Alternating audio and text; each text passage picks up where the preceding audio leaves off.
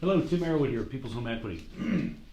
So, it's weird. I'm used to talking to you all, so I'll just talk to you like I am, instead of worrying about the camera. Right?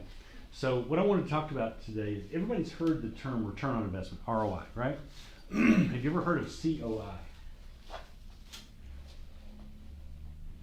Well, you can say something. So, yes or no? So, no, right? So, COI, return on investment, is if you make an investment in something, then you're going to get a return on that. Well, a trick that I was listening to a podcast this week, and they were talking about the concept of a COI, which is cost of inactivity.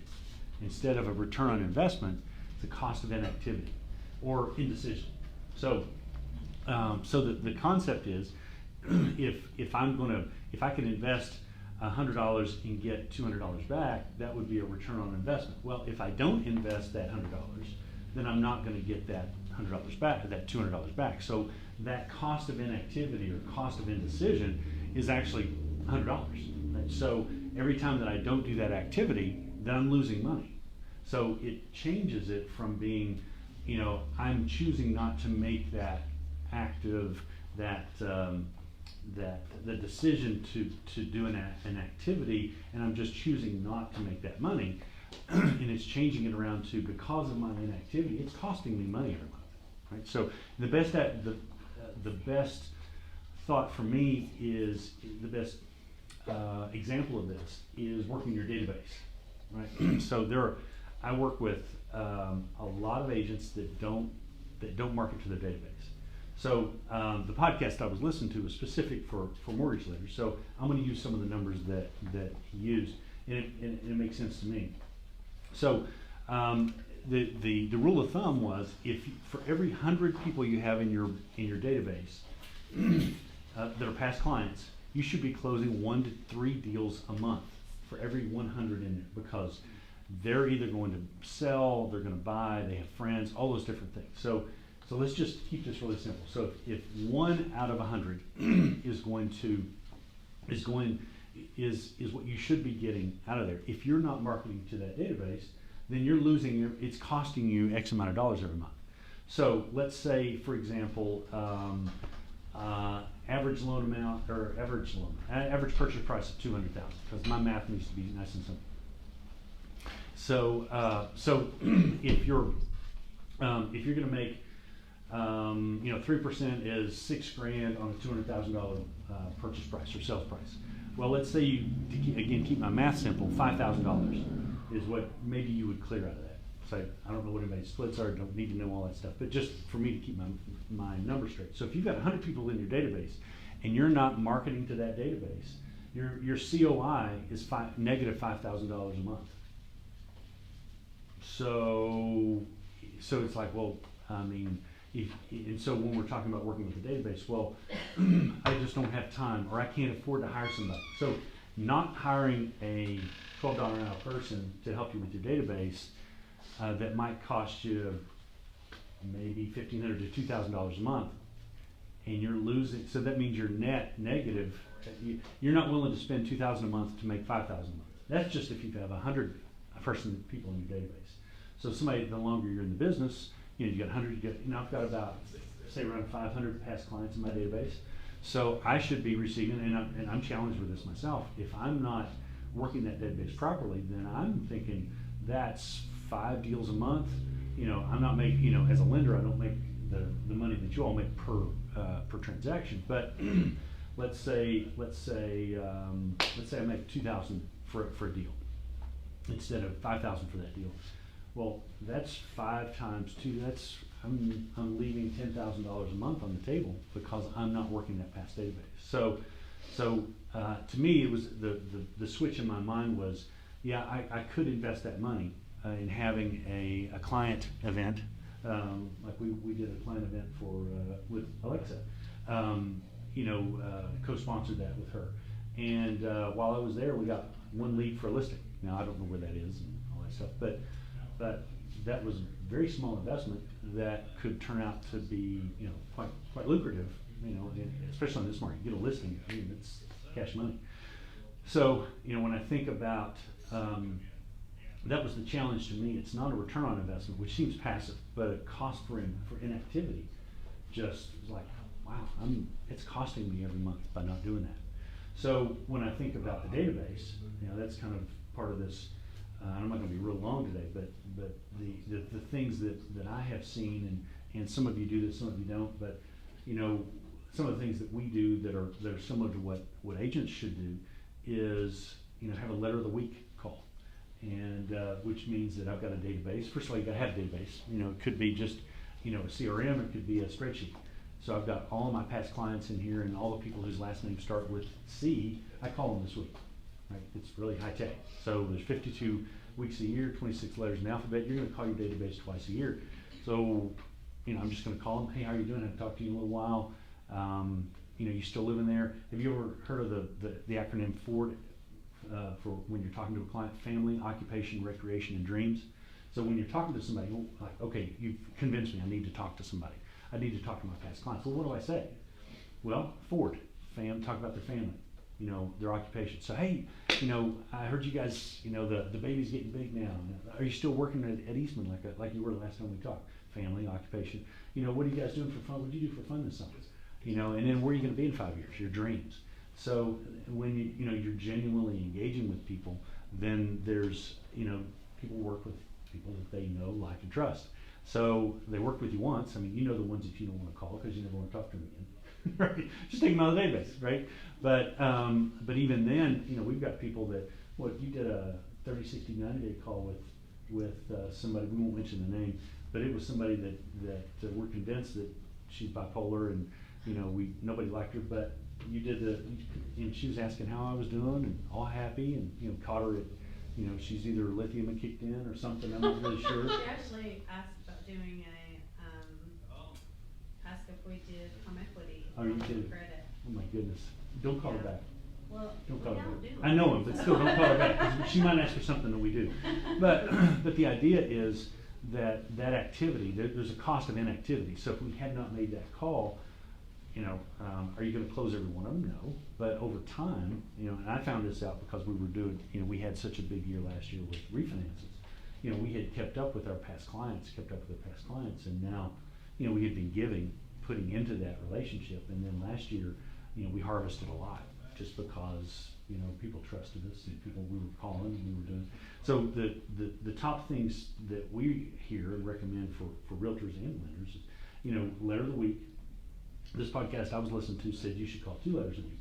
So I'm like, that would be calling people 4 times a year. Oh, that's a little much, but depends on the value that you're bringing.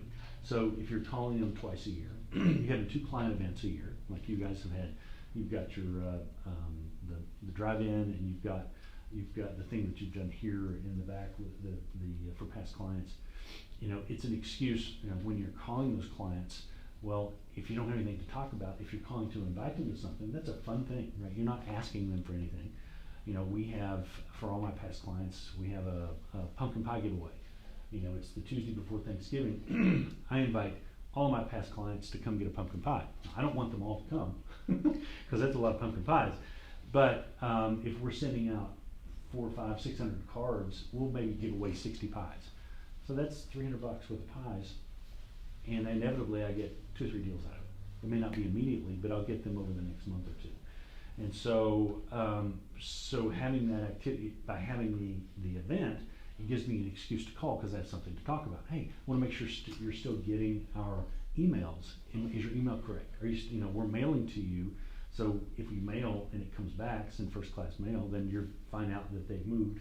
And that's disappointing because if they've moved, then they probably use somebody else for the lender or for the realtor if you're not aware of that. But it gives you something to ask. Make sure that you've updated their information. So calling twice a year, having 2 client events a year, and we remember birthdays. There were stacks this week. There were stacks of birthday cards going out, and every client that I've ever had gets a birthday card every year.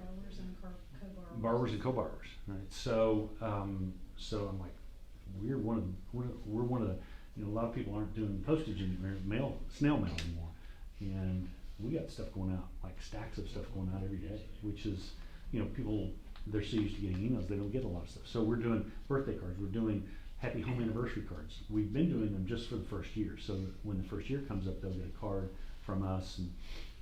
But I could see you all doing, an annual card or an annual, hey, let's talk about your equity. Let's just talk about the equity in your house, and it's an excuse to help them. I can do a quick, a quick analysis is what I think your house would go for right now. Excuses to have conversations with people, and then but just having a plan to do that consistently. So, to me, that's if you're not doing that, and you're spending your time buying leads, or you're hoping for something to come in the door, it's something proactive that you can do. And if you just keep an eye on the cost of the inactive, as opposed to, I could make more, I don't really want to make more. Well, it's costing me. To think that you're not doing something that's costing you $5,000 a month, that kind of hurts. So, that's my my little spiel for the day. Just I think it's something that is good. What are you all doing?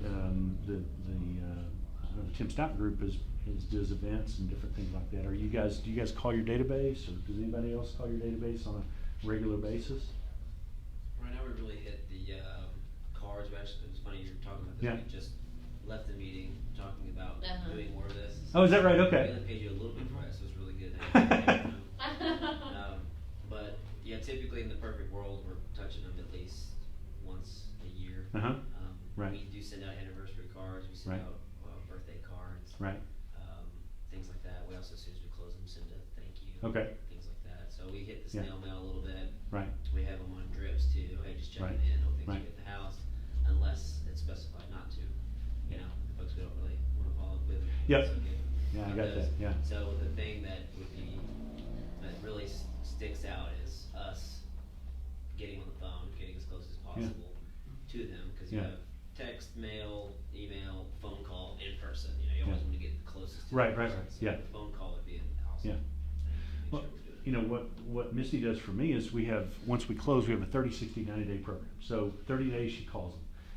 Have you got all your boxes open yet? Those types of things. 60 days, 90 days. So we're calling, in the first 3 months, because they're going to be, are you unboxed? Have you made your first payment yet? Or, Yeah, usually by that 60-day point, they've made their first payment, Mhm. or getting ready to make their first payment. Yeah. And sometimes they might have questions, especially if they're a first-time home buyer. Yeah. So I can help them out by sending them that first payment letter that's, Mhm. just about this morning before we came over. Yeah. Somebody that had closed on Monday was asking about that, and so I just was able to send that to them in their email, so they don't have to dig through all that Right, paperwork right. and everything. But they usually, a lot of times will have questions by that time if this Right. is their first rodeo. Yeah. So, 30, 60, 90, there's a closing gift. Typically what we do is we give a gift certificate for a free pizza. My joke is that whatever day you move, I'm gonna be busy that day. So I'm not gonna be able to make it. But here's money for pizza, and you can bribe other friends to come and help you move, because I don't do that anymore. So you get the pizza, you get a 30, 60, 90-day phone call, and then you're back in the rotation for calling twice a year. So the first year they could get called, starting at the closing date, they could get called 5 times, in that first year. And then they're gonna get, for the pumpkin pie giveaway, we have a card that goes out. And we've learned, if y'all ever want any help with that, we've learned, what Misty's learned. We used to buy the cards and then stamp them ourselves and put labels on them. It's like, okay, we're done with that, right? First time we bought cards that were slick, and you try to run them through the meter, and all the postage just wipes off. There's, 40 cents wiping off at a time. So it's like, okay, we've learned that. Now we just have a fulfillment service. We have the cards designed, we give them the database, and they put the postage on them. They do everything for us. We say we want it delivered in their house about this time. They take care of everything. And it's cheaper, and it's less, it's just less hassle altogether. So those are all things that we do, well, Misty does. So if you ever wanted to do anything like that, we can do a whole class on that. We can have the people from, who is it we use, Melworks? We have Melworks come in and do a class with us, in how to do this.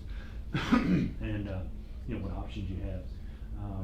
So we're doing the phone calls. We do have them on a drip campaign for emails. We have, what else do we do? Trying to think. I think that's plenty. But Your little home bot Oh, yeah, HomeBot, yeah, so we have something that we pay for, we put all of our past clients on it, and it is, it's like, the way I describe it is a bank statement that you might get in the mail every month to tell you, how your investments are doing. It's how your house is doing. So it takes into account what you paid for the house, your mortgage information is in there, but every month it tells you, has your equity increased or decreased. My wife, every month, even though, I believe that the values are better than Zillow, okay, but who knows? But it creates interest and activity for the past clients, and they look at it, the open rate on those things are amazing. It's like over 80% open rate on those. And my wife, inevitably, she'll text me, she'll see a screenshot, look what our house is worth now, right? Like, and everybody else's houses are high too. So what do we do?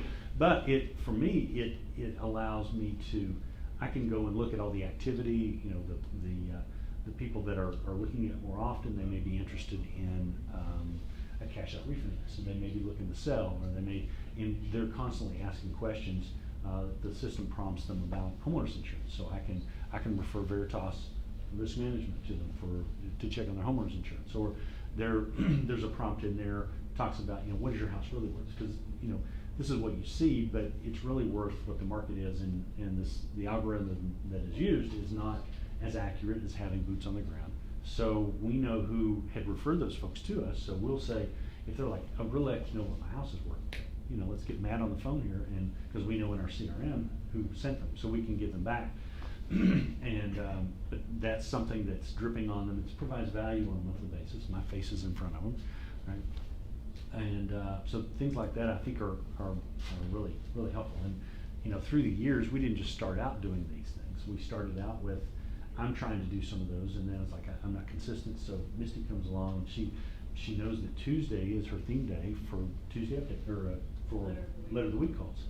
So that's on the calendar. Maybe there's one today, maybe there's 15 today, and so you just make those calls. We're making notes in the CRM. She uses a dialer, right? So if you'll ever want any training on the dialer, right? So that you can make calls more quickly and those kind of things. So we try to use those tools as best we can. Again, the big thing is, what's the cost of inactivity? So many agents are distracted with this, or I don't want to hire somebody. Like, so you could pay somebody part-time $1,500 a month to do this database, and you could be making $5,000, but we don't want to spend that money. Okay, that makes sense to me. Yeah. Okay, you got more money than I got to be able to not do that. So any questions? All right. Well, I get to eat then. So, and whoever's not here did not get to have burnt ends from Southern Graft today. So, there you go. Thank you. We didn't get the clapping on the microphone.